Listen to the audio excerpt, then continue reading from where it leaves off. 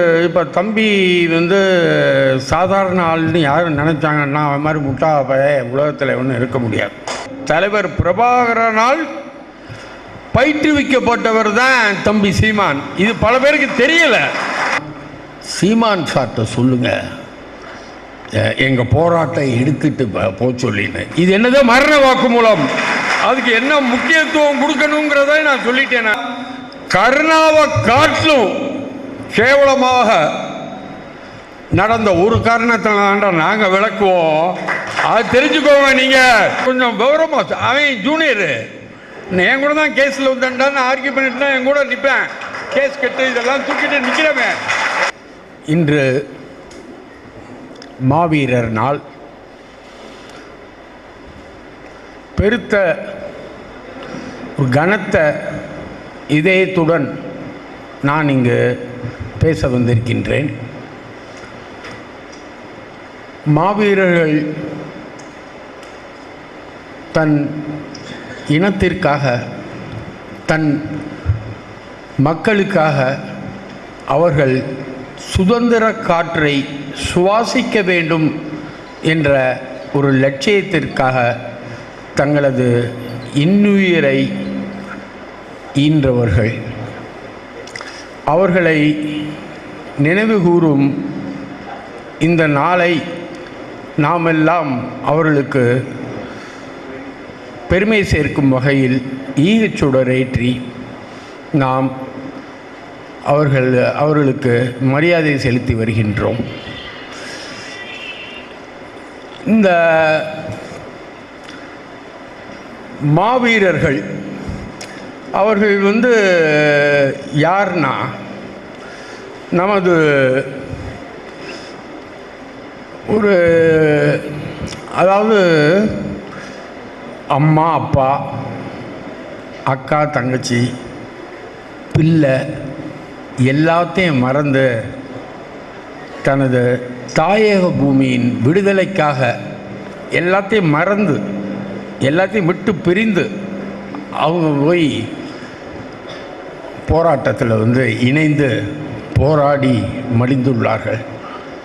நல்லா யோசிச்சு பாருங்கள். இப்போது நான் இருக்கேன், எனக்கு மயங்க இருக்காங்க, மகள் இருக்காங்க. நான் விட்டுட்டு என் பேரன் இருக்குது, என் பேத்தி இருக்குது.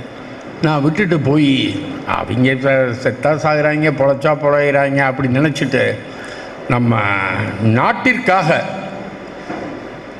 இனத்தின் விடுதலைக்காக தங்களை அர்ப்பணிச்சுட்டு போனாங்கல்ல, அவங்கள நம்ம எப்படி நேசிக்கணுங்கிறதுக்கு சொல்கிறதுக்கு வார்த்தையே இல்லை. நான் அடிக்கடி பல முறை தனியாக சிந்தித்து பார்ப்பேன். 1989ஆம் ஆண்டு பிபி சிங் ஆட்சி கலைக்கப்பட்ட பிறகு தமிழகத்தில் இருந்த ஈழப் போராளிகள், அதாவது விடுதலை புலிகள் அனைவரும் கைது செய்யப்பட்டு பல்வேறு சிறைகளிலும் பல்வேறு முகாம்களிலும், அதாவது வேலூர் முகாம், துறையூர் முகாம், செங்கல்பட்டு முகாம் போன்ற முகாம்களில் பெண் விடுதலை புலிகளும் ஆண் விடுதலை புலிகளும் அடைக்கப்பட்டிருந்தனர். மொத்தம் அவர்களின் எண்ணிக்கை என்றால் 2034. அந்த 2034 போராளிகளுக்கும் அவர்களுக்கு வேணுங்கிற ஆடை, பேஸ்ட்டு, ப்ரஷ்ஷு, பெண்கள் அவர்களுக்கு இயற்கையாக ஏற்படும், வெளிப்படையாக சொல்ல வேண்டுமென்றால் மாத விளக்கு ஏற்படும் பொழுது அவர்கள் பாதுகாப்பாக இருக்க வேண்டிய உபகரணங்கள் முதற்கொண்டு நான் தான் சென்னையில் இருந்து அனைத்து முகாம்களுக்கு வழக்கறிஞர் என்ற முறையில், ஏனென்றால் சாதாரண ஒருத்தன் போனான்னா அப்போ போலீஸ் பிடிச்சிருவான்.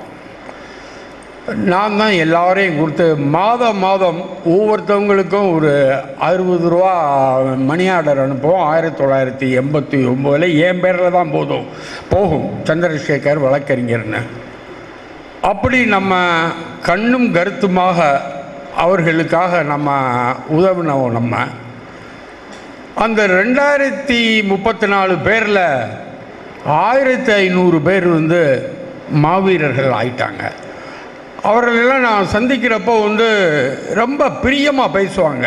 ஆண்கள் போராளிகளும் சரி, பெண்கள் போராளிகளும் சரி, ரொம்ப ஒரு அண்ணான்னு ரொம்ப பிரியமாக இருப்பாங்க.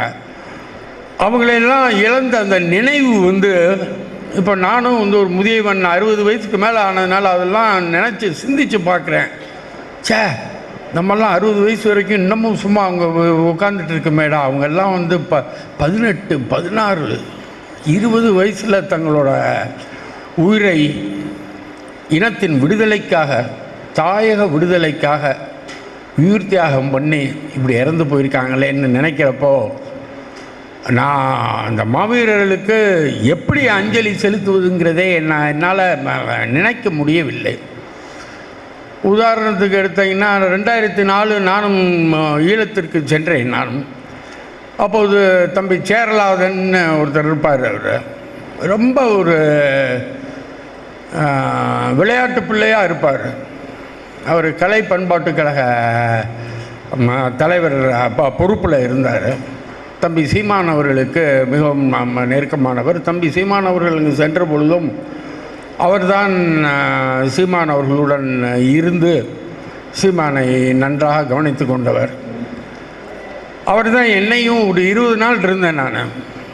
என்னை கூட்டிக்கிட்டே போவார், பல இடங்களுக்கு கூட்டிகிட்டு போவார். அப்படி சிரிப்பாக பேசுவார். அவர் வந்து நான் கிளம்ப போகிறேன்னு அவங்க வீட்டுக்கு கூட்டிகிட்டு போய் ஒரு மதிய உணவு கொடுத்தாரு. கொடுக்குறப்போ ஒரு புகைப்படம் கொடுத்தாரு. அவர் மனைவி, 2 குழந்தைகள், ஆர்வலன், ஆர்த்தி நினைக்கிறேன். அந்த புகைப்படத்தை கொடுத்தார். அண்ணா இதை வச்சுக்கோங்க, ஏன்னா நீங்கள் 2004 வந்துட்டீங்க. திடீர்னு நான் எப்போனாலும் நான் வந்து சண்டையில் மடிஞ்சாலும் மடிஞ்சிருவேண்ணே, என்னை நினச்சிக்கிறதுக்காக இதை வைங்கண்ணேன்னு கொடுத்தார். அந்த புகைப்படத்தோடு வந்தேன். 2009 இறுதிக்கட்ட போரில் ஏப்ரல் 4ஆம் தேதி புதுக்குடியிருப்பு சண்டையில் அவன் மடிந்தார். அவ்வளோ ஒரு இளைஞர், துடிப்பான இளைஞர்.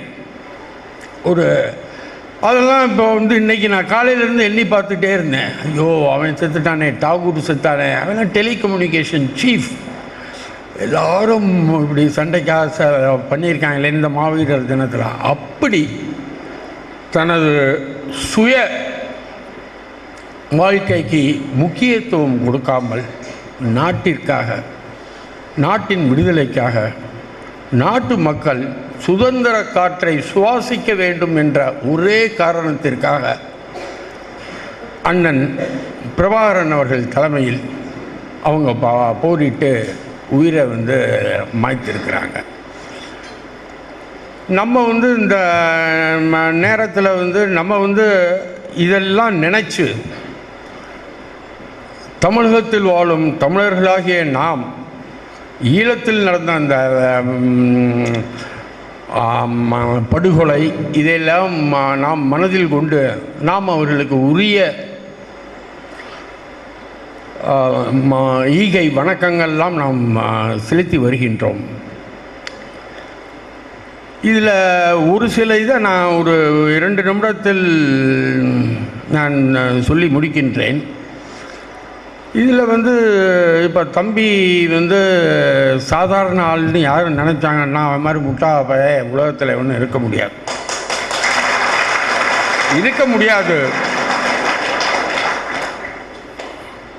நான் 2008 இருந்து பார்த்துட்ருக்கேன். அப்போ உள்ள சீமானை எனக்கு தெரியும், இப்போ உள்ள சீமானையை நான் பார்க்குறேன். நான் ஏற்கனவே சொல்லியிருக்கேன், நான் அவரோட வளர்ச்சி, மெச்சூரிட்டி. நான் வக்கீல்னால அப்பப்போ ஊழல் இந்த ஆங்கில வார்த்தையெல்லாம் சொல்லுவேன், கண்டுக்கிட்டாங்க. எனக்கு அதை தமிழாக்கம் பண்ணுறது கொஞ்சம் யோசிச்சுக்கிட்டு இருப்பேன். அதான் அனுபவம்.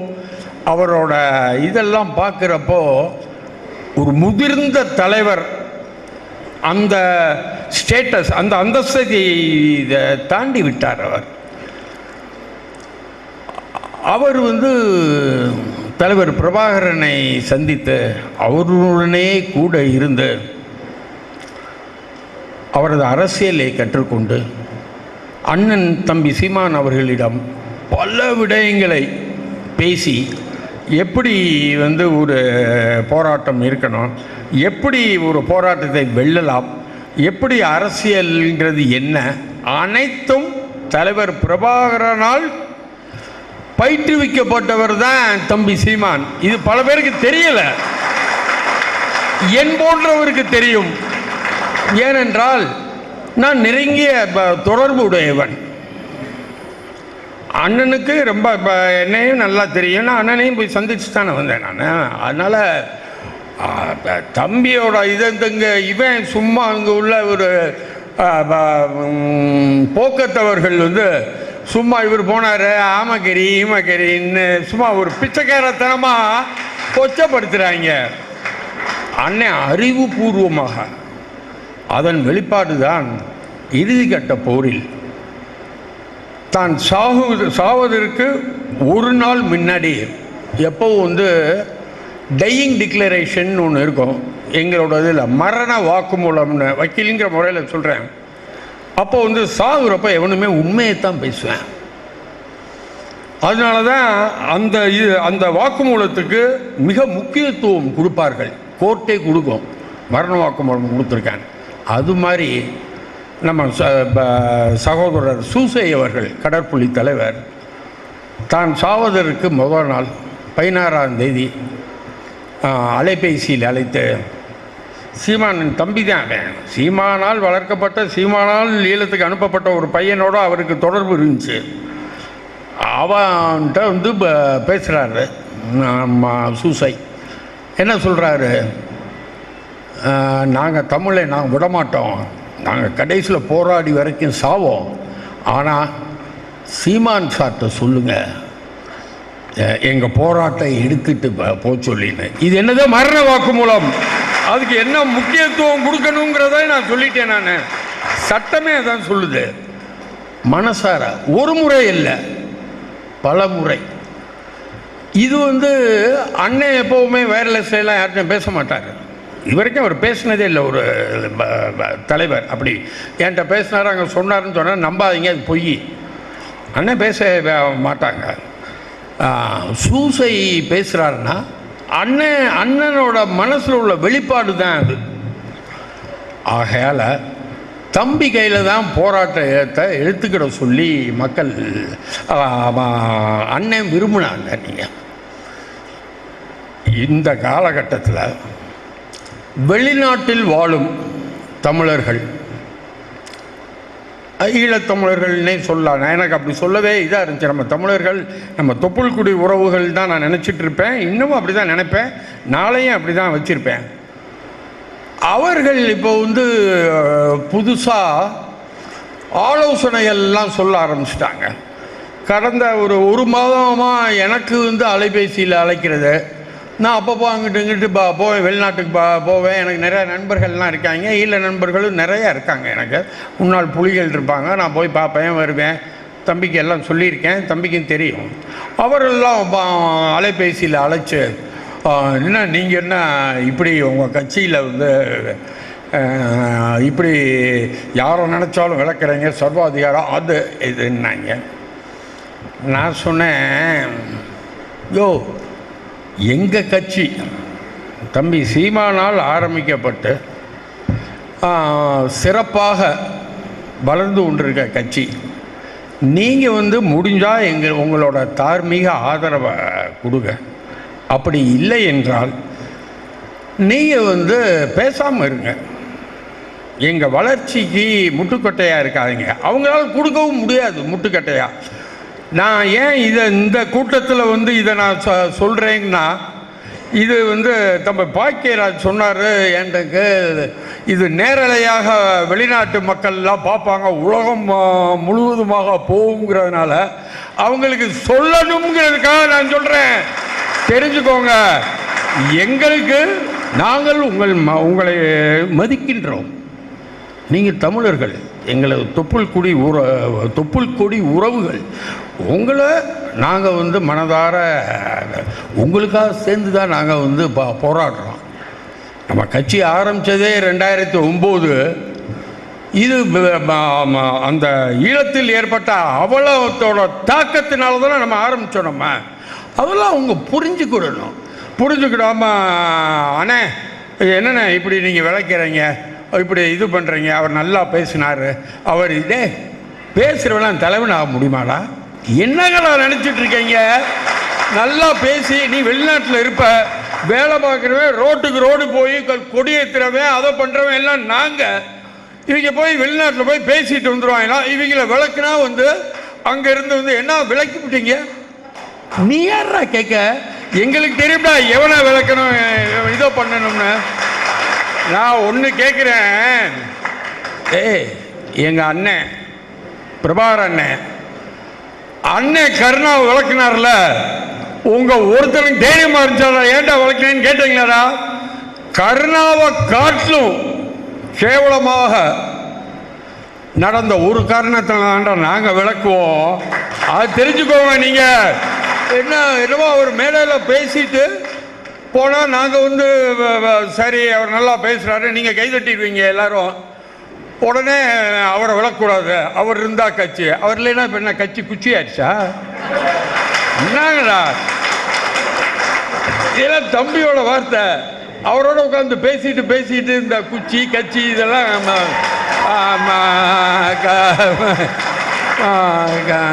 கற்றுக்கிட்டது நான். அதனால் நீங்கள் உங்களது அபிப்பிராயத்தை கூறுங்கள், உங்களது ஆலோசனைகளை கூறுங்கள், கருத்து தயவு செய்து கூறாதீர்கள். எங்களை ஒரு நிர்பந்தத்திற்கு ஆளாக்காதீர்கள். நீங்கள் எங்களுக்கு அரசியல் பண்ண நன்றாக தெரியும். நாங்கள் எல்லாம் என்ன சிறு பிள்ளைகள் வாயில் விரல் சப்பி கொண்டு இருக்கின்றோம் நினைக்காதீர்கள். நாங்கள் உங்களுக்காகத்தான் போராடுகின்றோம். நாங்கள் கட்டாயமாக ஆட்சி அமைப்போம். ஈழம் அமைப்பதற்கான அனைத்து வேலைகளையும் செய்வோம். தம்பி கலைஞன் சொன்னாப்புல எப்படி ஈழ ஆரம்பிக்கிறேன்னு கேட்டான்டா, அது உனக்கு என்ன, இப்போ நீ சண்டை போட்டு எல்லாம் முடியல, நான் எப்படி பண்ணுறோங்கிறத நீ அடைஞ்சப்புறம் பாரு. நீ வா வெளிநாட்டிலேருந்து எல்லாம் கிளம்பி அங்கே வந்துரு. நீ அதெல்லாம் கேட்காத. எங்களை தயவு செய்து விமர்சிப்பதை நிறுத்தி விடுங்கள். இவர் என்ன இப்படி பண்ணிட்டாரா, அவர் என்ன இதனால் உங்களுக்கு ஆதரவே போச்சு. இவங்க எவனுக்கு வெளிநாட்டு தமிழன் எவனுக்கு நமக்கு ஓட்டு போடுற உரிமை இருக்கா? யோசிங்க சார். எவனுக்கு சார் ஓட்டு? இவன் ஓட்டு போட்டு நம்மளை ஜெயிக்க வைக்க முடியுமா? நான் உங்களுக்கு எகெயின்ஸ்டாக பேசலை. அவங்க அதெல்லாம் உணர்ந்துக்கிட்டு நமக்கு ஆதரவாக இருக்கணும். ஒருத்தன் நாயா நெஞ்சு வெடிக்க சாக லெவலுக்கு போய் கத்துன்னு கத்தி அண்ணனையும் அவங்களோட இலங்கை தமிழர்களின் பிரச்சனைகளை வெளியில் கொண்டு உலகத்திற்கு எல்லாம் கொண்டு சென்று ஐநா சபை வரைக்கும் கொண்டு சென்ற தம்பி சீமானை அவங்க விமர்சிக்க எல்லாம் கூடாது. அவங்களுக்கு ஆதரவாக இருக்கும். இப்போ யார் எல்லா ஈழத்தமிழர்களும் விமர்சிக்கிறாங்கன்னு நான் சொல்ல வரல. அதில் ஒரு 1-2 பேர் அது எப்படி இவர் செய்கிறது கஷ்டம். டெய்லி ஃபோன் வேறு வரும். நான் ரொம்ப கோபத்தில் கேட்டிருப்பேன், இந்த பார் நீ எங்கள் அரசியலில் நீ பேசாத, நீ வை ஃபோனை போல, உனக்கு ஓட்டு ரூம் இருக்கா? இல்லை எங்களை முதலமைச்சராக்குற நீ என்ன செய்ய முடியும் உன்னால்? வை ஃபோனை, நாங்களே உங்களுக்காக போராடிக்கிட்டு இருக்கோம். அதனால் அவங்கள நல்லா தெரிஞ்சுக்கோங்க. நீங்கள் தம்பி சீமானவர்கள் ஒரு முடிவு எடுத்து போராடுனா சும்மா சாதாரணமாக அது இருக்காது. அதோட இதையும் நாம் இந்த பாருங்கள், இந்த வெளியில் போனாங்க 2 பேர் உதாரணத்துக்கு பேரை சொல்லிட வேண்டியதானே. இது என்ன நான் என்ன மறைக்கிறேன்? இந்த கல்யாண சுந்தரங்கிறாலும் ராஜீவ் காந்திங்கிறாலும் வெளியில் போனாங்க. இந்த ராஜீவ் காந்திங்க வெளியில் போய் என்ன பேட்டி கொடுக்குறேன்? திராவிடம் இல்லாமல் தமிழ் தேசியம் இல்லை. என்னடா எனக்கு கொஞ்சம் விவரமா, அவன் ஜூனியரு, என் கூட தான் கேஸில் வந்தான்னு ஆர்கியூ பண்ணிட்டு என் கூட நிற்பேன். கேஸ் கட்டு இதெல்லாம் தூக்கிட்டு நிற்கிறவன். என்னடா இது? என்னடா அரசியல்? என்னடா அரசியல்? நாங்கள் ஏக்கம் ஆரம்பி உன்னை யார் வேணாங்கிறோ இவங்கள வந்து சும்மா இல்லாமல் இந்த தம்பி பண்ண வேலை இவங்களை வெளிநாட்டுக்கு ஏன்னா பாஸ்போர்ட்டை பிடிங்கிட்டாங்க. அதில் நான் ஒரு முழு காரணம். அதுக்கு அந்த ராவணன் இருக்கானே அவன் தான் நம்பர் 1 காரணம். அவன் போட்டு பாஸ்போர்ட்டை வாங்கிக்கிறானா தம்பி போயிருப்பாப்ல எல்லா ஊருக்கும். நம்ம தம்பி போக முடியலைங்கிற ஒரே காரணத்துக்காக இவங்கள தயார் பண்ணி இவங்க நல்லா பேசுகிறாங்களா இது என்ன போன்னு அனுப்பிச்சி விட்டா இவங்க போய் செட்டு சேர்த்துக்கிட்டு அவர் சீமான் இருப்பாரா என்னன்னு தெரியலையா. அவருக்கு அப்புறம் இவர் பேசணுன்னா அவங்க ஒரு அந்த உலக தமிழர் இருக்காங்களே யார் எதை பேசினாலும் இது பண்ணிக்கிறது. உண்மையான ஒரு அண்டர்ஸ்டாண்டிங் அவங்ககிட்ட இல்லை. சீமான் யார், அவங்க யார், சீமானால் வளர்த்து அடையாளப்படுத்தப்பட்டு விவாதங்களுக்கு அனுப்பப்பட்ட நபர்கள் தான் இவங்களை வெளிநாட்டுக்கு போய் நம்ம அனுப்பிச்சி விட்டுட்டு அவங்க இப்போ பேசுனதை பார்த்தோன்னா அவருக்கு அப்படியா அதுக்கப்புறம் நம்ம பார்த்துப்போம் என்னன்னு. அதான் தம்பி கேட்டாப்புல ஏன்டா நான் சாகணும்னு நினைக்கிறீங்களா அப்படின்னு வேற சொல்லியிருக்காங்க. அதெல்லாம் அதுக்கு அங்கேருந்து சப்போர்ட்டுக்கு ஒரு ஃபோன் ஒரு ரெண்டு 3 பேர் அடிப்பாங்க அங்கேருந்து. என்னங்க நீங்கள் இருக்கீங்க சொல்லுங்கள் நீன்னு. நான் சொன்னால் என்ன என் கூட பெரிய பிரச்சனை பண்ணிடுவாப்புலப்பா நான் அதெல்லாம் சொல்ல மாட்டேன்பேன். முடிவு தெளிவாக இருந்து சரியாக எடுக்கக்கூடியவர் தான் நம்ம தம்பி சீமான். அதனால் இவங்கள பற்றி இவ்வளோ நேரம் நான் பேசுகிறதுக்கு காரணம் ஏன் பேசிவிட்டேன்னா இது இந்த சுயநலத்துக்காக பேசிட்டேன். ஏன்ட்ட ரொம்ப பண்ணுறாங்கல்ல அங்கேருந்து இப்போ ஃபோன் அடித்து பேசுகிறாங்கல்ல வெளிநாட்டிலேருந்து ஏன்டா இவங்களோட பழைய தோன்றோம்னே ஆயிடுச்சு. ஆகையால் நான் அதனால தான் மாவீரர் தினம் மாவீரர்களை பற்றி சொல்லிட்டேன். நான் அவங்களோட பழகினவன் படுத்துவேன் அது வழி வேறுனாலும் இப்போ வெளிநாட்டு தமிழர்களுக்கு நான் இந்த மெசேஜை நான் கட்டாயம் கொடுக்குறேன். அதனால் நாங்கள் வந்து பிரபாகரனால் அரசியல் சொல்லி கொடுக்கப்பட்டு அரசியல் தெளிவாக நடத்தி கொண்டு செல்கின்றார் சீமான் என்பதை உலகத்தில் வாழும் தமிழர்கள் அனைவரும் நன்கு தெரிந்து கொள்ள வேண்டும். முடிந்தால் எங்களுக்கு தார்மீக ஆதரவு கொடுங்கள். நாங்கள் தேவையில்லை என்றால் நீங்கள் முடிவு செய்து கொள்ளுங்கள். இதுதான் எங்களோட முடிவு. ஸோ இப்போ வந்து நம்ம வந்து கடைசிக்கு வந்துட்டோம். நம்ம வந்து இப்போ வந்து இந்த மாவீரர்களுக்கு நான் சொன்னேனே எப்பேற்பட்ட சின்ன பையங்க ஒருத்தன்னா வந்து நான் வந்து தலைவரை பார்க்குறப்போ வந்து சொன்னேன். ஆனால் இந்த இவங்களெல்லாம் சாக சொல்லாங்கண்ணே சைனைடை போட்டு நல்லா பழகிட்டே இருக்காங்க. கோர்ட்டுக்கு வரப்போ நல்லா பேசுவாங்க நல்லா பழகுறாங்க. நானும் பார்ப்பேன். திடீர்னு பார்த்தா செத்து போயிட்டேங்கிறாங்கண்ணே சைனைடு கடிச்சு. அதை வந்து இந்தியாவில் வேணாம்ண்ணே நாங்கள் வக்கீல்லாம் இருக்கோம்ல நாங்கள் எப்படி காப்பாற்றிடுவோம்ண்ணே காப்பாற்றி அனுப்பிச்சி விட்ருவோம்ல என்னென்ன அண்ணன் சிரிச்சுக்கிட்டு இது கொள்கை அப்படின்ட்டார். நம்மளால் அதுக்கு மேலே ஒன்றும் பேச முடியல. அவ்வளோ பழகினவங்கள்லாம் இறந்துருக்காங்க. அவங்களெல்லாம் நினைவு கூறுறப்போ வந்து மனசு பதக்குங்குது. இப்போ வந்து இந்த சந்தன பிள்ளைகளை பாட்டு பாடுறாங்க. நான் இப்படி நினைக்கிறேன். என் கண்ணு முன்னாடி சேரலாதம் போகிறேன், முன்னாடி தாகூர் போகிறேன், முன்னாடி ரோமியோ போகிறேன். எல்லோரும் கண்ணுக்கு முன்னாடி வர்றாங்க. செல்வி, சாந்தி, பெண் புலியல் அப்படியே நினைக்கிறப்போ சின்ன சின்ன பிள்ளையப்பா நம்மளாம் வெட்டித்தனமாக அப்படி உட்காந்து நின்றுருக்கு மேடா. அவங்க எல்லாம் ஒரு போராடி ஜெயிச்சாங்க சார். போராடி அவங்க வந்து வீழ்ந்தாங்க. அவங்க அவசியம் இல்லை. எந்த சுகத்தையும் இன்பத்தையும் அவர்கள் அனுபவிக்கவே இல்லை. அதுதான் தியாகம். நம்ம அந்த மாவீரர்கள் எதுக்காக இறந்தாங்க என்னங்கிறதெல்லாம் உங்கள் எல்லாருக்கும் நன்றாக தெரியும். என்னை காட்டிலும் மாவீரர்களின் தியாகத்தை பற்றி தம்பி சீமான் சிறப்பாக பேசுவார். அவர் பேச்சை கேட்பதற்காக நானும் மிகவும் ஆவலுடன் நான் இருக்கிறேன். அழுக வச்சுருவாப்புல என்னெல்லாம் அவர் பேச ஆரம்பித்தார்னா இதை ஆரம்பித்தார்னா அவ்வளவுதான். நம்ம எல்லாரும் ஒரு உறுதிமொழி எடுத்துக்கணும். என்ன உறுதிமொழி? மாவீரர்கள் வந்து இப்படி தங்களது இன்னுயிரை நாட்டின் விடுதலைக்காக தொலைச்சிருக்காங்க. அந்த நாட்டை நம்ம அமைப்போம். நம்ம அதுக்கு நம்ம எப்படி அமைப்போம்னு மேடையில் தம்பி களஞ்சியம் சொன்னாப்புல மேடையில் பேசிகிட்டு இருந்தால் ஒன்றும் கதைக்காக தம்பி. நம்ம என்ன செய்யணும், அந்த வெறி உணர்வு இப்போ நீங்கள்லாம் மைண்டில் கொண்டு வாங்க. சின்ன பையன், ஐயோ சின்ன பிள்ளை, எந்த சுகத்தையும் அனுபவிக்காமல் இப்படிலாம் போய் செத்து போயிருக்கீங்களேப்பா, நம்மளும் தமிழன் தானடா, நம்ம இப்படி உட்கார்ந்துட்டுருக்கோம்டா, நம்ம தொப்புள் கொடி உறவு தானடா, இதுக்கு நம்ம ஒரு இது பண்ணணும்னா அண்ணனின் கனவான தமிழீழம் என்ற லட்சியத்தை நம்ம அடைய வேண்டும்னா இவங்க ஸ்டாலினோ எடப்பாடியோ அவனோ இவனெல்லாம் ஒன்றும் கதைக்காகாது.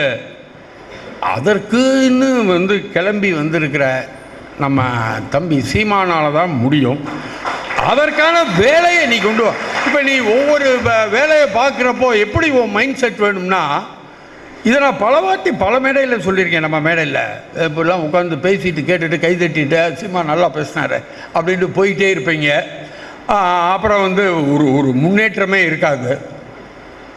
மாவீரர்கள் நினைங்க, அவங்க செய்த தியாகத்தை நினைங்க, அவங்க எப்படி அதை நினைங்க. டே பாவம்டா, நான் சொல்கிறேனே, ஒரு இன்பத்தையும் சுகத்தையும் எதையுமே அனுபவிக்காமல் அம்மா அப்பா சுற்றம் எல்லாத்தையும் விட்டுட்டு போய் உழைச்சாங்கல்ல, அதை நினைங்க. அதில் நம்ம ஒரு அரைவாசி இருந்தாவே போதும், நம்ம ஆட்சிக்கு வந்துடலாம். அந்த வெறியோடு புலிப்பாய்ச்சலோடு வருகிற 2021 தேர்தலில் வேலை செய்ய. நிச்சயமாக நாம் வெற்றி பெறுவோம். வெற்றின்னு சொல்லிட்டு போகணும் சார். அப்போ தானே